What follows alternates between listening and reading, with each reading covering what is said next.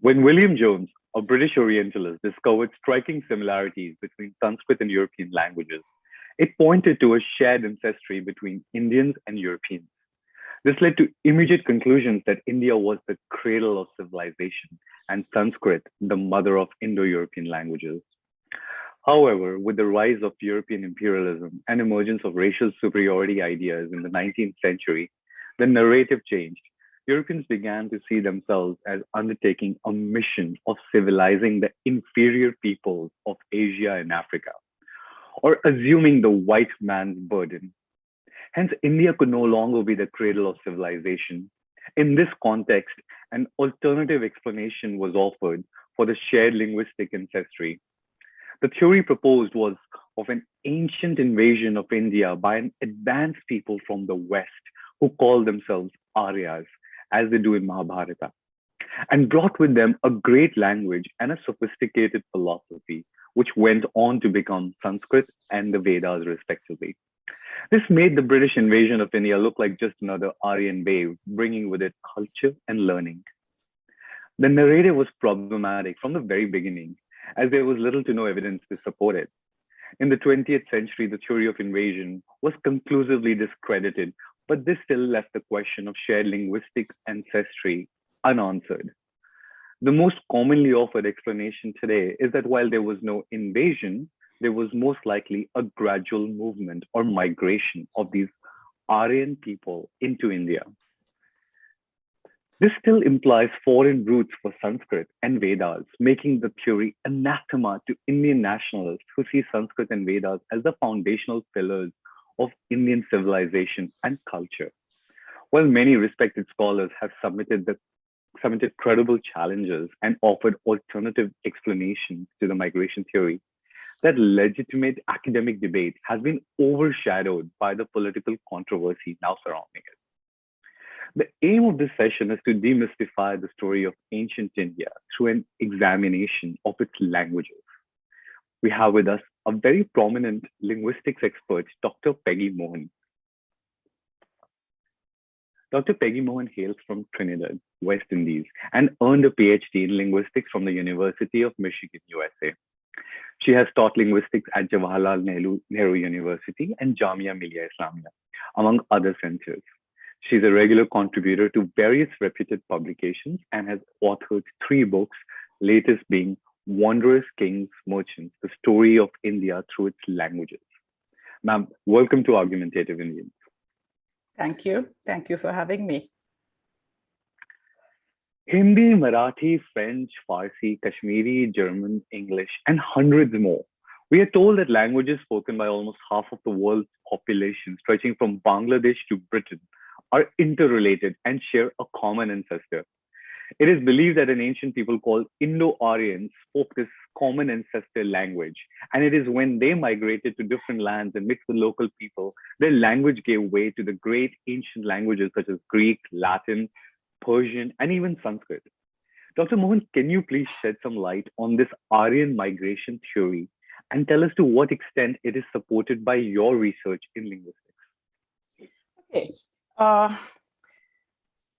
First of all, I'm glad you said migration. We did originally have people talking about invasion and so on.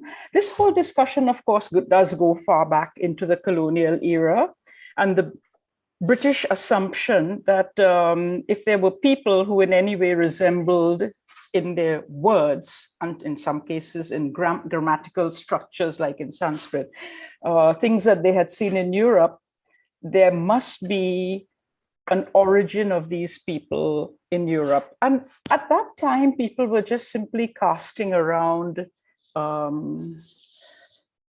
just guessing, I would say. We had no information, no evidence. It could as well have been from anywhere. People said things like, okay, Indo-Germanic, when German had no language like classical language like Sanskrit. So why German? Okay, because it was a German who proposed the theory.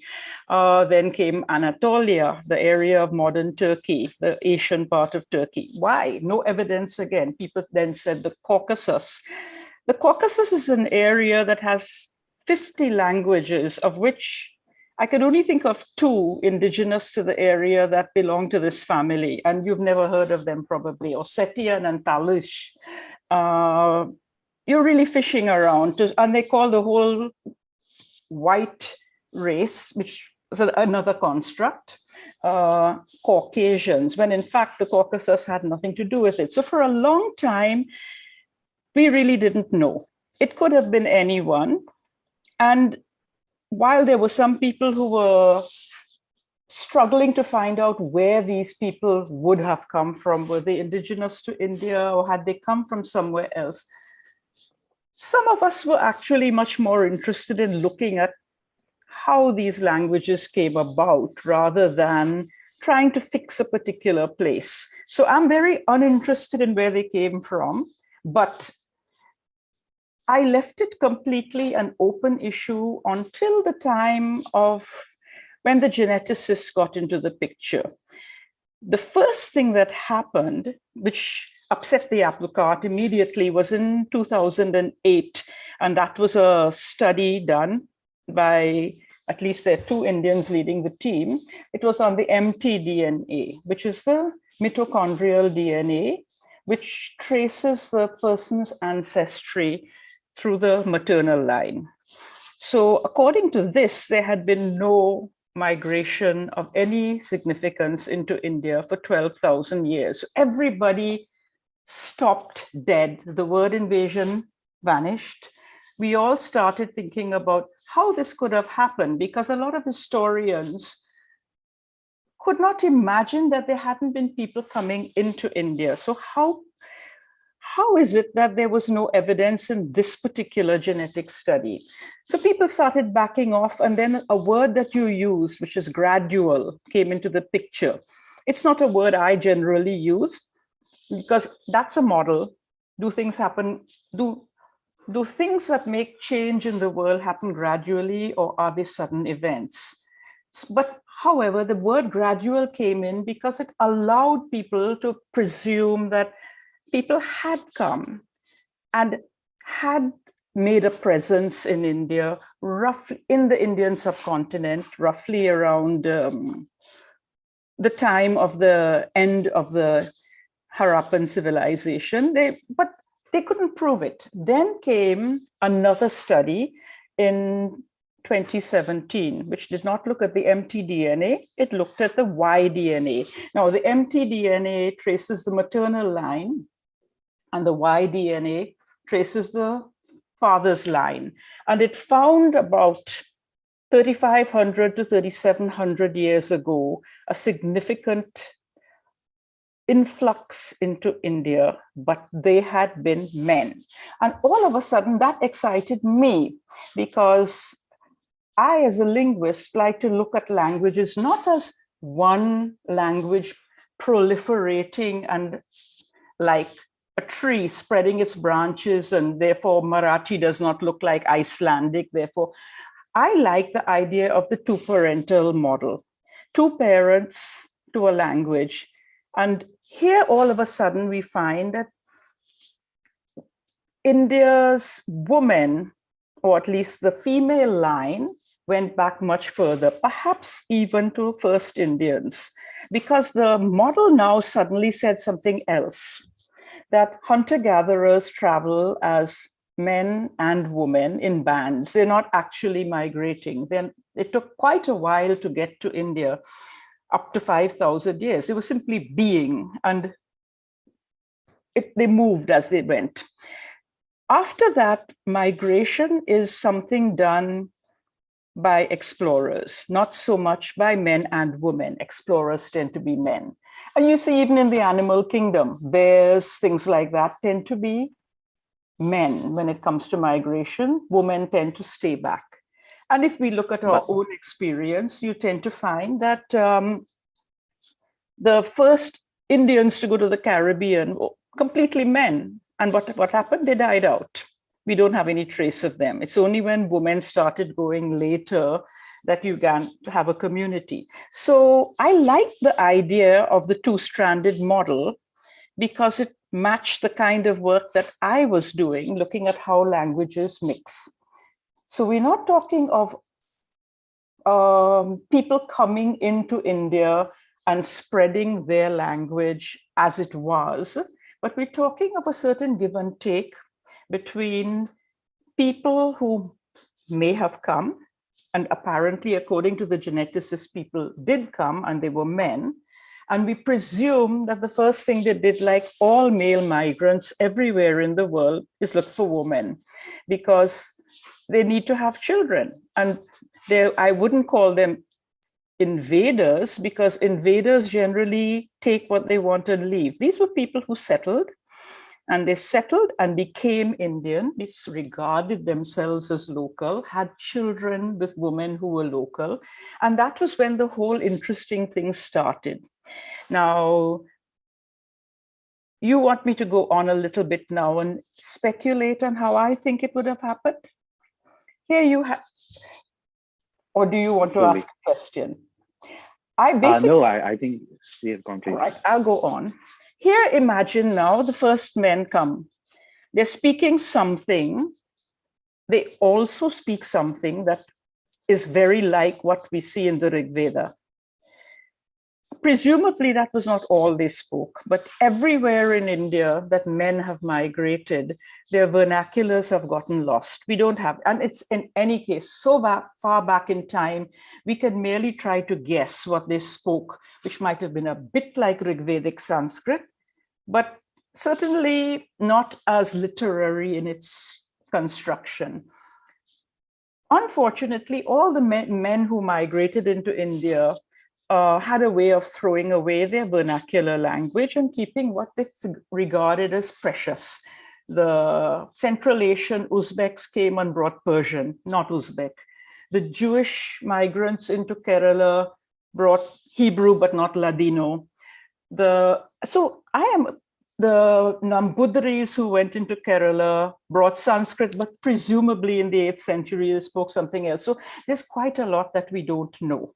So here are these men who come in and they marry women who are in a way ethnically different. So the gender divide is also an ethnic divide. And what do you do when you have marriages? Obviously, what you want is children. In those days, more than now, maybe.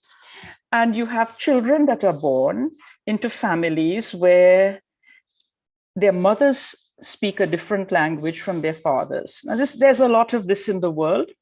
The usual thing is that until the age of about 5, children grow up with their mothers, and only after the age of 5, which is roughly like the age at which children are sent to school, you find some of the children learning what's called the father tongue. And in many places, like the Caribbean and so, the boys learn the father tongue and the girls remain separate. And this has happened in India. We have evidence of it. I'll show you some of that when I show you some of my slides. So from day one, there was mixture, or they would have gone extinct. So their first breed of children were regarded as Arya because they were not racist. They were not people who said, well, these are only half what we are. So here they are acclimatized. Their first language is their mother's, and features of their mother's language are there in what they speak day by day and what they speak outside the home with the larger community. When they finally approach Sanskrit, they approach it with a notion that this is a bit different from what we speak.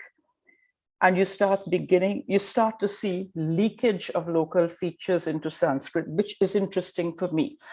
I have to guess at how quickly the leakage happened into Sanskrit, but I would presume it happened immediately into the vernacular. And the vernacular would have melded in some ways with the Prakrits that local people tried to develop to communicate. Yeah? Can I quickly ask a question? So what we are talking about here is that between, and you can correct me if the time period is wrong, but between 2000 BC and 1500 BC, these people came from Uzbekistan or Ukraine. No. Uzbek is the Mughal time and the Sultanate. I'm giving, those were examples. We think Okay, it's Central Asia. the northern Caspian region, probably, is what the geneticists say. Let's just not get into that. I'm Regardless, not a yeah, we're not geneticist. 100%. So yeah, we don't need to get into where exactly they came from. But these people came, and you're saying they brought with them some early form of Sanskrit, but also the knowledge of Rigveda, or whatever eventually became Rigveda. And these people obviously married the women in Indian women who were at the time probably speaking some non-Indo-European language. And then when the children and then when the children were raised, they picked up first their mother tongue, which were the non-Indian languages, the languages so the languages that they were speaking were probably similar to the languages of the Harappan and Indus Valley civilization. Yeah, I would guess they were. We have some sort of evidence of that. And as they grew up, these mixed children, after a certain age, they were taught their father's language, which was brought from outside, which was presumably an Indo-European language. What I'm curious about is the people who came from outside, and generally they're assumed to be pastoralists, nomadic tribes. How likely is it that they would have developed a language as sophisticated as Sanskrit and a philosophy as sophisticated as Rigveda? Or was it not that sophisticated at the time when it came to India, and here it developed further to take the form as we know it? See, it's a basic axiom of linguistics that the people we least think developed, the Eskimo, Inuit peoples, the native peoples of North America, a lot of the various groups in Africa have some of the most sophisticated languages. There's no link between how sophisticated your language is and your level of development in terms of technology. But there is another issue as to, okay, let me see.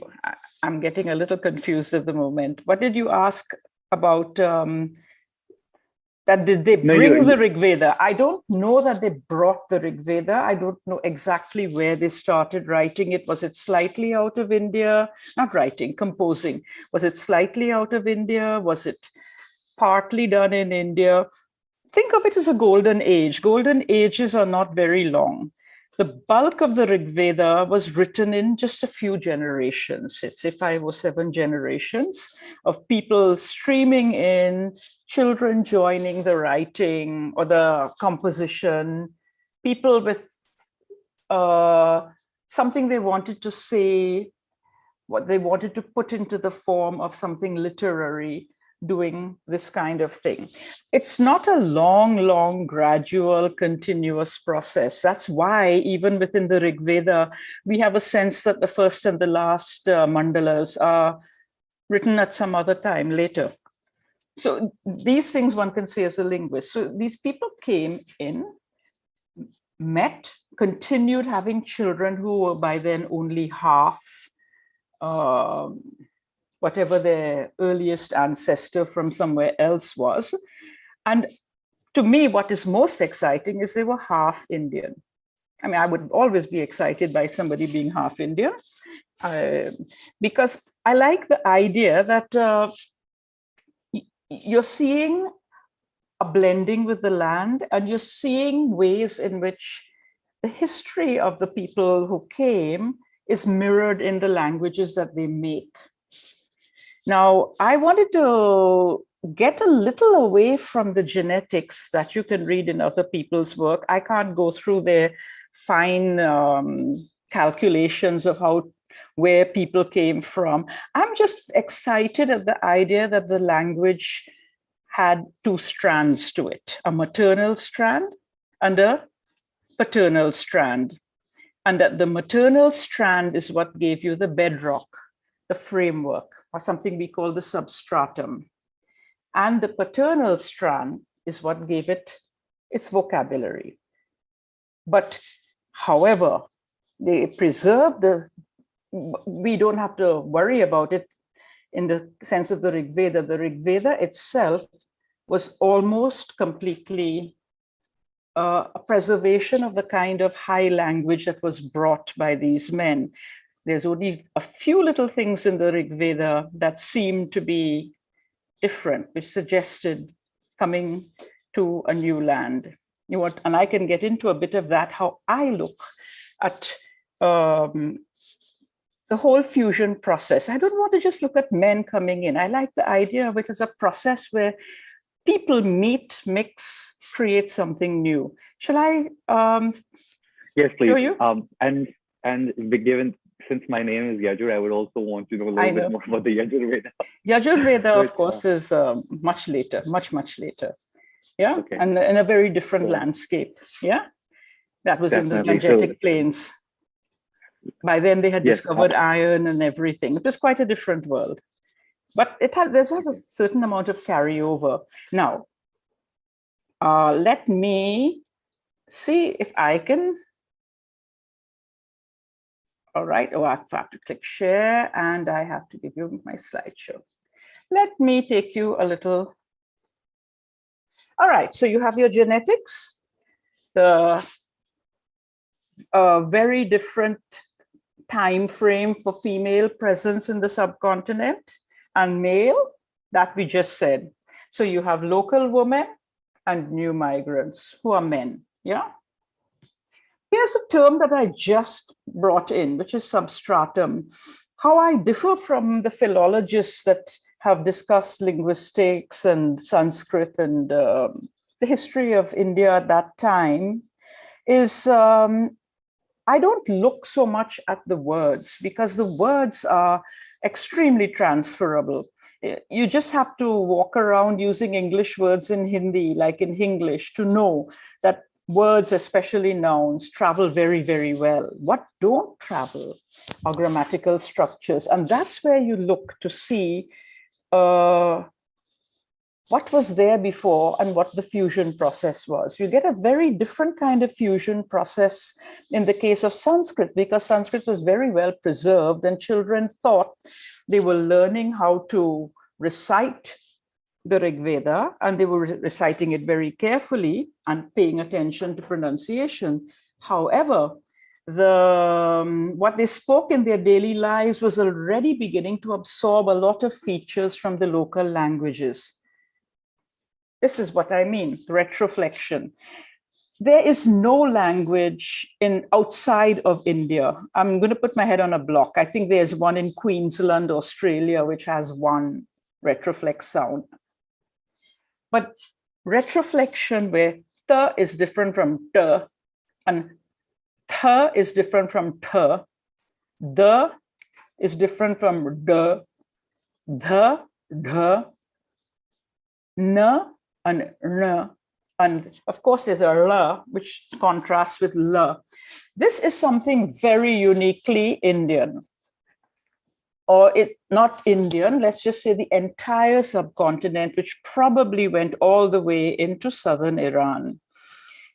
These are sounds which are absent from things like Latin, Greek, any of the other languages that look a bit like Sanskrit or look a bit like modern North Indian languages in terms of their vocabulary.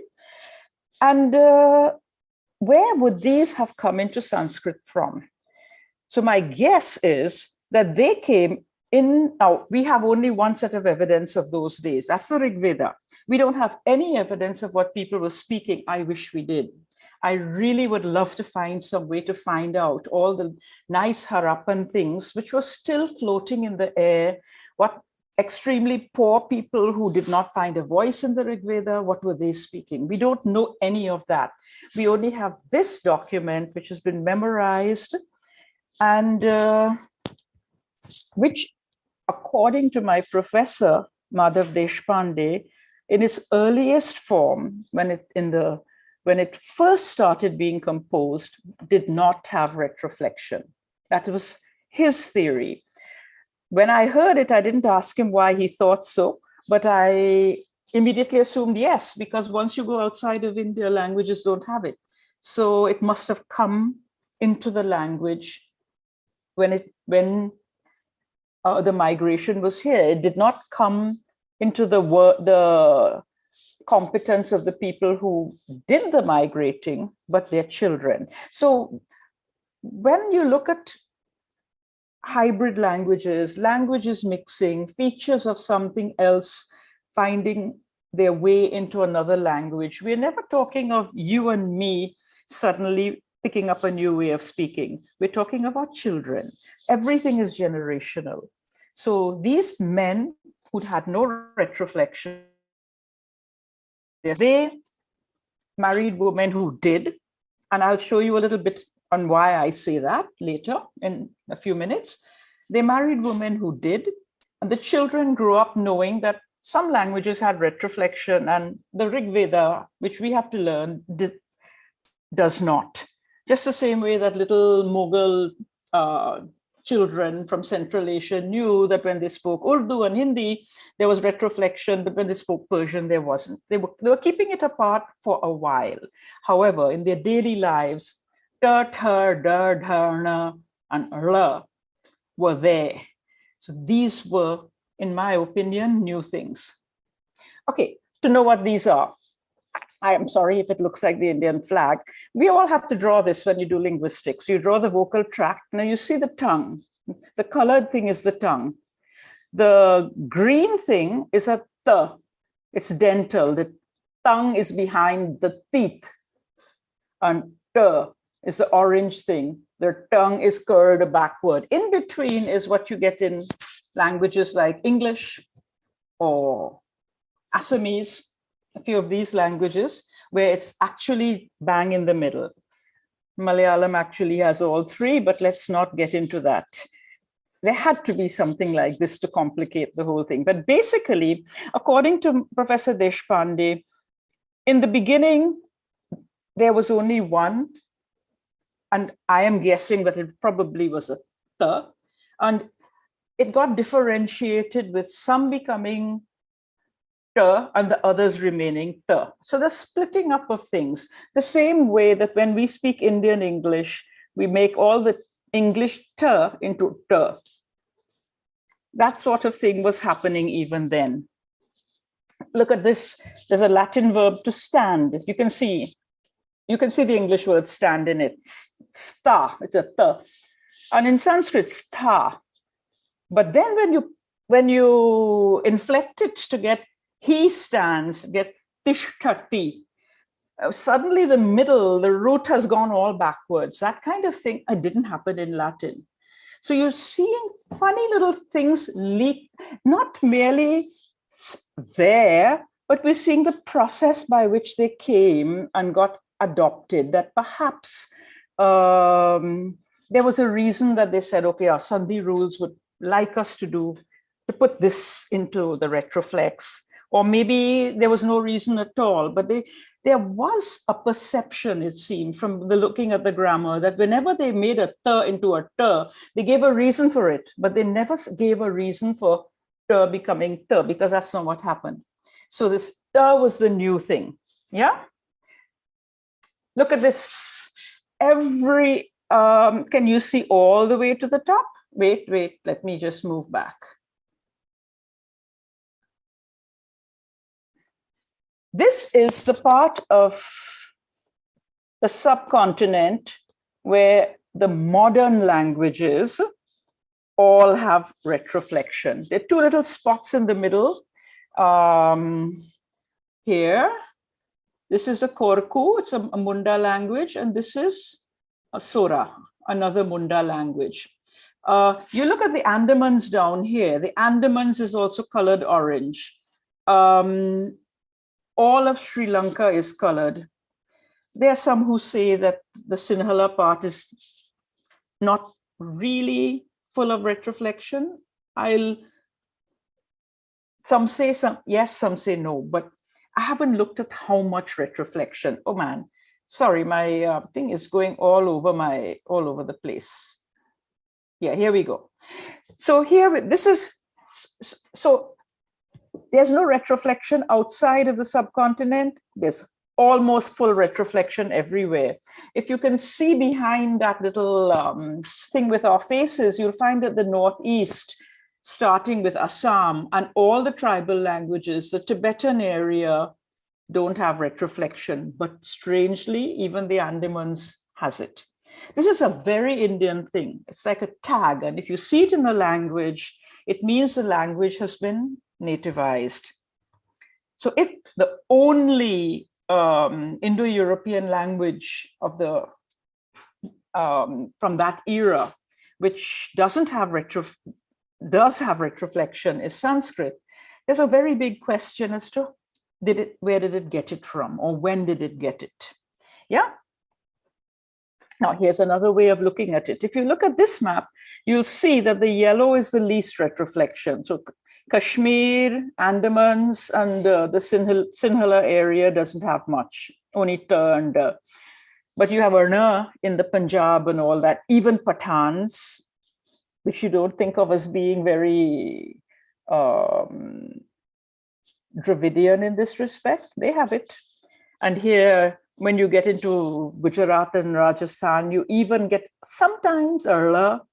You get down into Maharashtra, there's Ta, Da, Na, and Arla. You get down into the deep south, Ta, Da, Na, Arla, and Ra. So you see it as an increasing thing. It isn't as though this thing is on the frontier and went out with the Arya. No, the Arya were entering a land, the first Arya who came in, were entering a land where not only was there retroflexion, all these da sounds, the ta, da, and ra in the east, you had it as increasing the further you went into India. Sinhalese is a North Indian language, actually. It's that's another migration, which I don't want to get into discussing, but it's a reasonably recent migration. So here we have these people somewhere up here coming into a land where they have ta, da, and na, and wata, ta, da, da, na. And they don't use much of na in Sanskrit, except in sandhi forms, but ta, ta, da, da has come, right? La is not supposed to be there, but it's there in the first word of the Rigveda anyway. But so basically you're seeing Sanskrit getting retroflexion, but getting a little bit less than the orange, pink, red, and crimson parts. You get it, it's like, and side by side with them, okay, here is a comparison. I'm fudging a little, huh? This is a later Prakrit. This is from Kalidasa, Abhigyana Shakuntala. This is some words spoken by Shakuntala herself. You'll notice that I've put in bold wherever you see Arna here, and it's not there in Sanskrit. So there's a bit more of it there. There's also la, but it is not in this sentence. You see various things a little changed. I'm going to move you a little bit up so that I can see this thing better. Yeah. When we studied Shakuntala in Sanskrit class, all Shakuntala's lines and all the lines spoken by the woman were in Prakrit. And the translation at the bottom was given like this, at the bottom of the page, so we could read it if we didn't know Prakrit.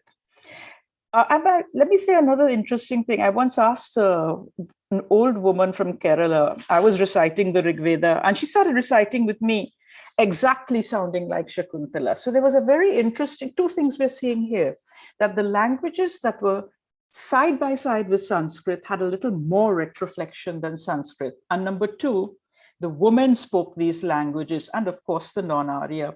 So we're suddenly seeing that there's a division between how women spoke and how men spoke, which somehow echoes the fact that once upon a time, the women were not even ethnically the same group as the men. Yeah. So now I'm not going to go into details at this moment. We may not have time to go into things about grammar. Let me see where I go from here. This thing, yeah. Okay, let's look at another thing that is interesting about Sanskrit. Sanskrit is one of those languages, very few of them in the world. I think Zulu is another, and Zulu is pretty far from India, where you get things like gha, jha, dha, dh, and bh. Right? Forget about the ths. Ths are easy to pronounce. Everyone can pronounce a th. Everyone can pronounce a p. But there is a technical difficulty in saying g, because the g has your vocal cords vibrating, and then there's a sudden h. They open, and then they come back to say the It's a gymnastic feat, so to speak, and it's there in Sanskrit. But if you look at all these languages, real Punjabi, real Sindhi, Baluchi, Pashto, all the Tibetan languages, all the languages of the Northeast, Assamese is suddenly in the pile with the Indo-Aryan languages. This tribal language, all the southern languages, these are all people who avoid saying gha, jha, dha, dha, and bha. They find ways around it. Punjabis, for example, if they have to say ghar, they'll say kar, and they would make it into a tone. So here you're seeing a nice distribution, and just whatever else, just think that up in the top here is where the Vedic people camped out for some centuries.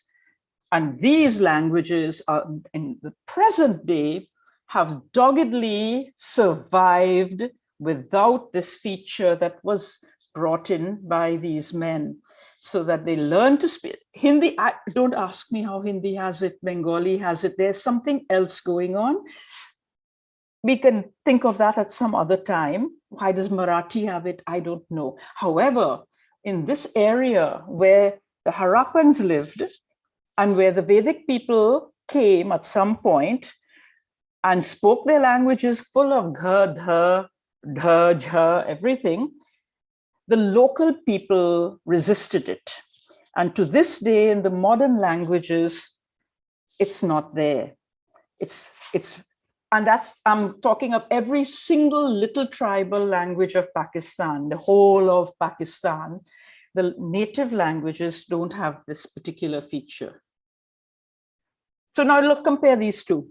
Here's all the places that the retroflexion is there, which I'm saying wasn't there when Sanskrit came in. It came into a really heavily retroflected territory. And here's the area where they didn't like these interesting new sounds that they made in Sanskrit. Now, why am I looking at modern Indian languages? Because in modern Indian languages tell us a little about the substratum. These are the things that don't go away very easily. There are certain grammatical things, but I don't think I'll get a chance to talk about them today. We don't have enough time. But there were things that leaked into Sanskrit. And for example, the kind of very strange Hindi structure like main khati hu, female, but maine khana khaya. Suddenly, khaya is agreeing with the food and not with me anymore. That's very, very this area. And it leaked into Sanskrit because it was so hard for these guys by then. By the time they started composing things outside of the Rigveda, it was very hard for them to think that this was not the way to make a past tense. So they brought it in, say, and all their Ashokan pillars. So you see things from actually this region coming all the way into Sanskrit, into the Ashokan pillars over here and everything.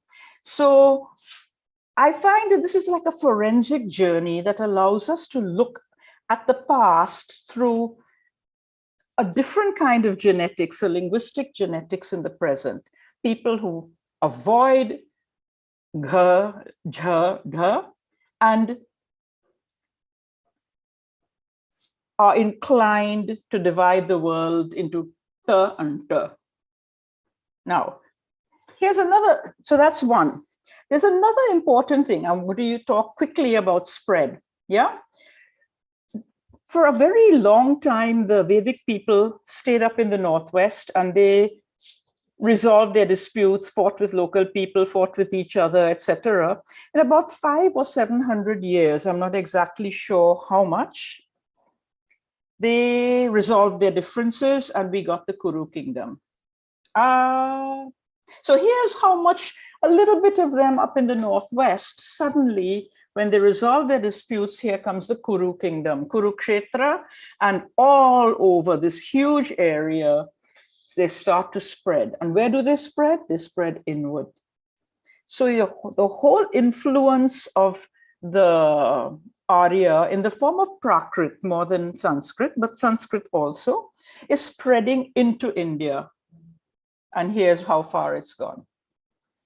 And this is, again, with the exception of Kerala, which I would deal with differently. Kerala is the only language in India that took pure Sanskrit words. Everywhere else, it took Prakrits. So you're seeing that a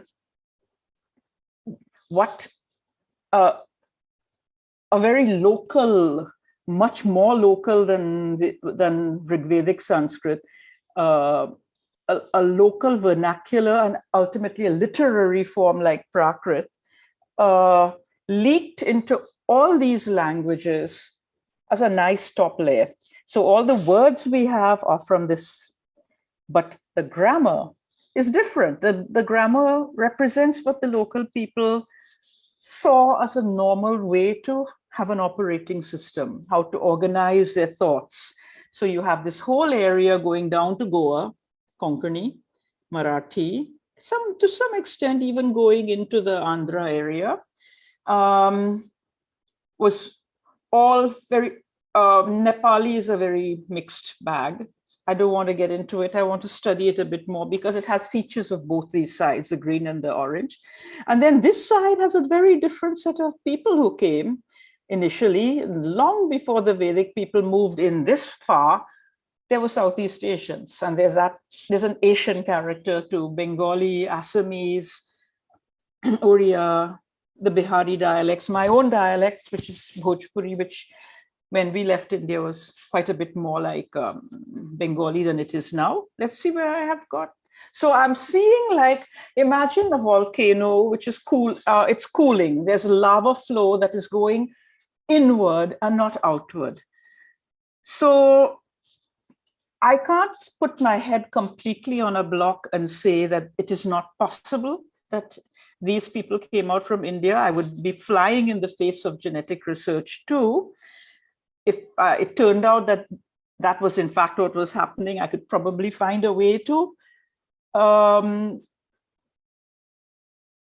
synchronize with that too, because it is true that Indian languages which have gone out of India, like Gypsy, like the diaspora languages to the Caribbean, Fiji, South America, they've all lost retroflexion. And they're beginning to lose the bhad. It horrifies me. When I was a child, we always got it right. Now the next generation is losing it.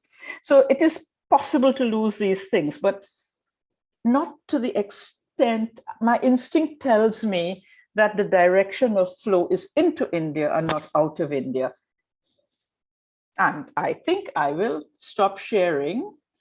I've essentially managed to sankshipt mein put the whole thing. Okay.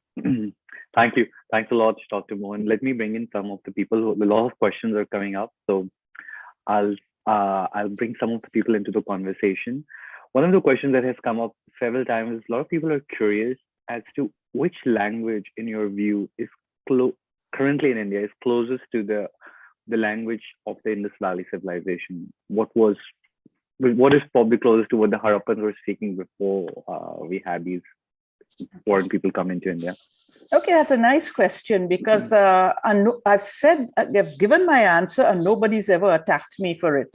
But I'll tell you, all those orange languages, everything in Pakistan, Hindi, Rajasthani dialects, Gujarati, Marathi, Konkani, all of these languages have structures that don't exist in Sanskrit, don't exist in South India, and don't exist in the Eastern Indian languages. And the only place they could exist, and we get little bits of evidence from work done on Iran and so, is the whole Harappan area. This was how grammatical thinking was organized. So every time you say, for example, as I said, many khana khaya, rather than Maine khana khai, because it's me, but no, I'm not eaten. And in fact, the past tense is not a verb because you can't say food eaten. It's not food ate, it's food eaten. This is a very aerial thing, and that area where the Vedic people settled is the Harappan area. So if you want to know what the Harappans sounded like, except we don't have their words, you have to only look at yourself. I'm a little bit funny, I'm from slightly to the east, but you, for example, look in the mirror, there's a Harappan. I think it's wonderful. And before we get the people in, can you talk a little bit more about the other Vedas? Like, so that's my own question.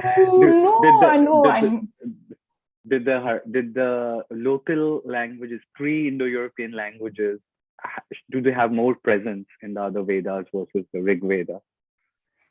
I think the only thing you begin to see, I don't know enough about the other Vedas, except that there's a certain amount of taking material from the Rigveda that's been happening, yes. However, there's certain structure, like when you look at the last verse of even the Rigveda, I didn't even feel like I was reading it through Sanskrit. I was feeling this is smelling like Hindi in a way. I could understand it, whereas I'd have break my head about to figure out other parts of it. There was a mild kind of influence creeping in, because by then people were beginning to get used to think of it like Babu English. Whenever your grandfather says this is required to be purchased by the wife of my son, he's not making a mistake. He's putting in a Hindi sentence in a way that doesn't violate English rules. You started seeing that kind of thing happening a lot more. See, Sanskrit is a precious artifact. You're not going to mess with it too much. Prakrits even, we didn't get too much happening in Prakrit except sound changes here and there. It's where you really started seeing the local languages creeping in was the Upper Brahmishas and the late Indo-Aryans. Let's just say approximately the 10th century. Okay, so thank you. So we have some people here who have questions for you. We'll start with you, Arindam. Can you just briefly introduce yourself and ask question to Dr. Mohan? We can't hear you, Arindam. You're on mute. Unmute. Yeah, sorry. Being on mute. It's been a fantastic experience listening to you. I think in simpler terms than we mostly manage when we are trying to read through academic papers. I do have some questions around the linguistic influences that Indian local languages as they existed before the influx of Central Asian people happened. And you mentioned retroflex sounds being one. What I do note is that a lot of modern European languages do have at least in spoken form, have retroflex sounds. For example, Spanish, Castilian Spanish in the Iberian Peninsula does have a lot of where, No, that's not retroflex. No, that's not retroflex. It's a trill. I speak Spanish, so yeah. So what I've seen is, with South American Spanish, they're saying perro for a dog, perro. Yeah. Whereas in Iberia, they say pero. No. Hey, be very careful. Just as you have in Spanish, ra, the ra is a different phoneme from ra. Pero means but, and perro is dog. Dog, perro. Yeah. But it's with a trill. But you cannot shorten it to pero because pero means but. And there's another important, but what you may have heard or whatever, one thing is very clear, that other people may use sounds that sound like Indian sounds, but they are not phonemes. They're not meaningful sounds in contrast.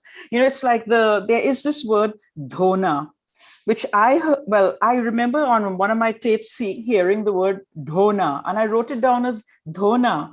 And then I wrote it in my book, and a reader wrote back to me and said, correct this. You have mistaken dhona for dhona. Now, that's the kind of thing I'm talking about, where there's a meaning change. If you go from, it's not merely that you have picked up, like this ra in Malayalam. You get it in Hindi film songs, Bazigar or Bazigar, but it's not a phoneme. Yeah, it's just a sound that has been copied, but it's not a contrast that if you said it, it means something different. That's what I'm talking about. Okay, that's a very nice explanation. I'm sorry, I'll just keep going for half a minute more. Czech, for example, does have the retroflexed L, and the only thing that I'm very curious about is that, I'm in agreement with the idea that these sounds did not exist in European languages earlier. I'm assuming that they've seeped into these languages from somewhere, and I'm not even suggesting that it's from Indian languages, but I'd like to find out, because as you mentioned, some of these are not phonemes. Some of these do seem to be phonemes. For example, there's a word in Czech called Poznal, Poznal, and the L has, I think the L has a cut through it. No, it's not retroflex. It is what's called velarized. It's basically a dropping of the back of the tongue, not raising of the front. Oh, okay. It's a little different, but yeah, all kinds of things can begin to appear. As I said, Bazigar is not the Variparam sort of ra, but right. It's just that Hindi singers suddenly find they need to elongate what by its very nature is a 1/12 of a second sound, and you want it for a long syllable, so you can't have a flap. You have to make it into something that's a continuant, and therefore you get this and they don't even know they're doing it, by the way. They'd be stunned, and South Indians, since they don't expect them to do it, don't even hear it. That's very interesting. They don't hear that we are getting it right.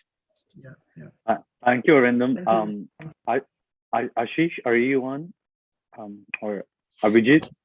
Okay, Ashish, yeah, please go ahead with your question. Yeah, I was just very curious. You said when you mentioned the retroflex L, you use the phrase "it's not supposed to be" in Sanskrit, but then it is in the very first word of Agni Mele Purohitam. So, oh, what a lovely question! Thank you. I'm so happy. Okay, basically, what we call correct Sanskrit is whatever Parnini has allowed. So Parnini knew about Shakalya's Samhita of the Rigveda, and he never mentioned that the R was there. And he would have, because he knew this guy, which tells us to some extent that this R came later. So it's there. And it didn't come in as a phoneme. That's the other thing. It's a phoneme in Marathi. It's a phoneme in Malayalam. But it came in as what's called an allophone. It's a D in between two vowels. So in the second line of the Rigveda, this R reverts to being a D. And it's interesting. It's the same thing as when you speak Hindi and you don't say ladki, you say ladki. You're flapping it. So this is a very normal kind of sandhi that happens, creating new sounds. So the only thing is that since Prakrits and Marathi had a symbol for writing R, it got used to write down that word in the Rigveda, and everybody started saying, yeah, well, it's not in Sanskrit, but it's in the first word of the Rigveda. I think the feeling is that it came later because the text was actually retrieved from southern parts of India, Brahmins in the south of the Vindhyas. And they did things to it, but North Indians do something else to it. They just don't have the symbols to write them. Yeah? Aviti, are you on? Yeah, thanks, thank you for adding me. Thanks, Dr. Mohan, for all the conversation that's happening. I just had very I think these are very lame questions. They could be very lame questions, but I think the first thing that I really wanted to ask is like, what is the sophisticated language? Like when you use the word sophisticated, like what does it really mean? The second thing that I wanted to ask is like, during your talk, I realized that the language has always been in binaries, and I mean, What do you mean? has the What do you mean binaries, it means binary? gender binaries, in terms of, when you used like it's for male and female, like that sort of way. So has it the culture has always been very stringent about heteronormative structure, or there has been, uh, like active like feasibility for other gender identities and sexual identities. Yeah, these are like my two questions first, and then maybe I'll go to the. Okay, let me see if I can get what you're saying, that yes, there is a sense of a divided hierarchical society. They will tend to have a difference between how poor speak and how rich speak. In India right now, English is not there because it's the most important language in the world or something. It's there because it fills a role in this hierarchy in English, in India. Very interesting is that English really, really spread in India pretty much the day the British left. And that's an interesting point, because it had nothing much to do with the British. While the British were here, we were speaking it as a second language. Then all the primary schools which taught in English medium opened only after independence, because before that, kids only learned at, say, class 8 or something like that. You mentioned sophisticated. So there is a tendency among certain people to make a distinction between their either their religious or their literary language and their spoken language. It's developing in India right now, with English being the high language and the local languages, so much so that if I asked you to talk about thermodynamics with me in Hindi, you might not be able to, right? So their entire ambits are quite different. But if you think about it, like, here are these Central Asians coming in the Mughal time and the Sultanate time. They were not Persians. We did not have an Iranian invasion, but they brought Persian. So it brought Persian the way we bring English when we go to the US, because it's our high language. Or, as I said, Jews going into Kerala, we talk about, they spoke Hebrew. They didn't speak Hebrew. Nobody spoke Hebrew until it was revived about 70 years ago, a little bit earlier. They had something else, and we know what that was. And they threw it away. And everywhere you look, why would they throw it away? Because the local language is fulfilling exactly the same need.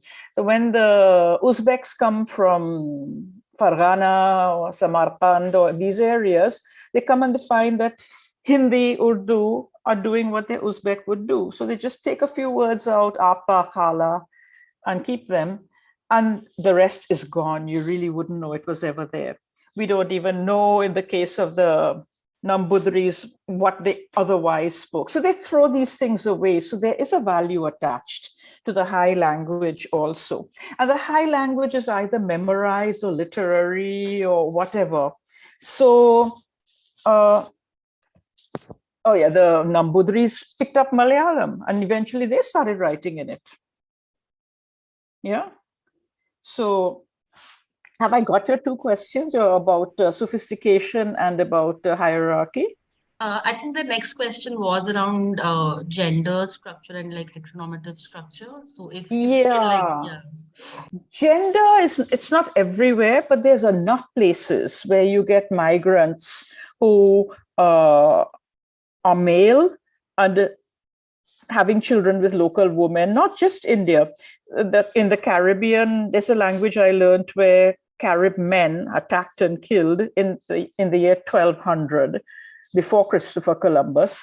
They massacred a tribe and took the women. And to this day, the men speak a slightly different language from the women.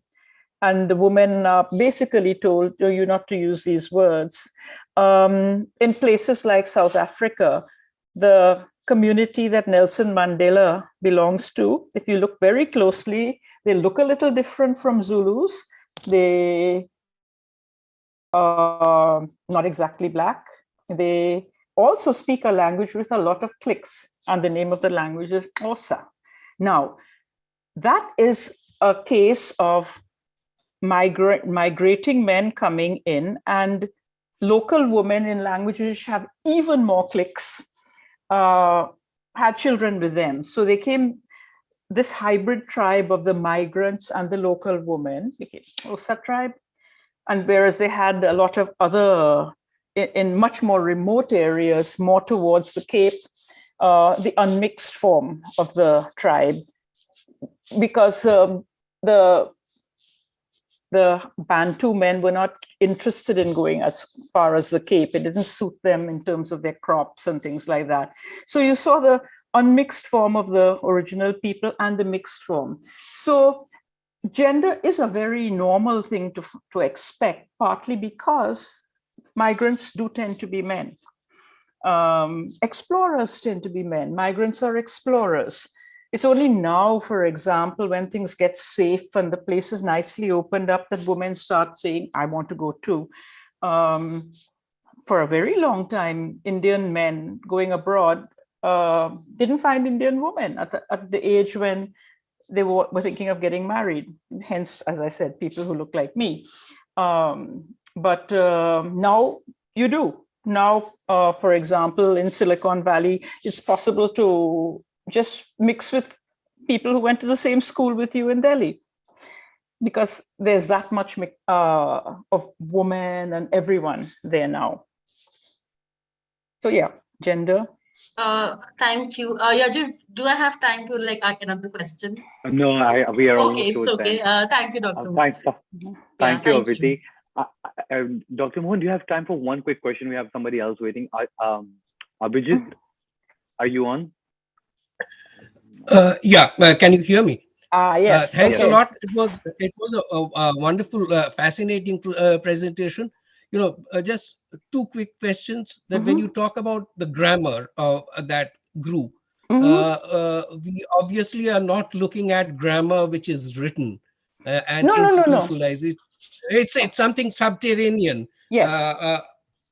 A structure which evolves, and the other thing that struck me, it's not so much as a question, was that when you were looking at a domestic bilingual context of one tongue being matrilineal and the other patrilineal, wouldn't the two be leaking into each other all the time? Of course, people learn to use different languages or different registers of the same language in different contexts. So yes. I think it might be interesting to look at the kinship systems and the ideologies that sort of kind of informed and ran the system, as it were. Okay, let me see if I can explain. We would be getting into a discussion of the difference between a Prakrit and an Upper Brahmish. The Upper Brahmishes are the ones where there's an awful lot of survival from earlier subterranean languages, as you put it, whereas the Prakrits have a little bit, but not very much. So we have, which also represent different levels of closeness between the royalty, the warriors, and the Brahmins, as opposed to the farmers and all these kinds. But when I said subterranean grammars you use, I think, for example, as a Bengali, you would know that it's perfectly normal to have no gender, and there's no reason on earth why a chair should be female. Whereas if you ask a person who knows Hindi, and you throw him a word he's never heard before because it's a new word like submachine gun, he'll tell you the gender straight away, because his brain is configured to segment the world into masculine and feminine. And I'm sure Maharashtrians do even more than that. But Bengalis and my species, Bhojpuri speakers, do not do it at all.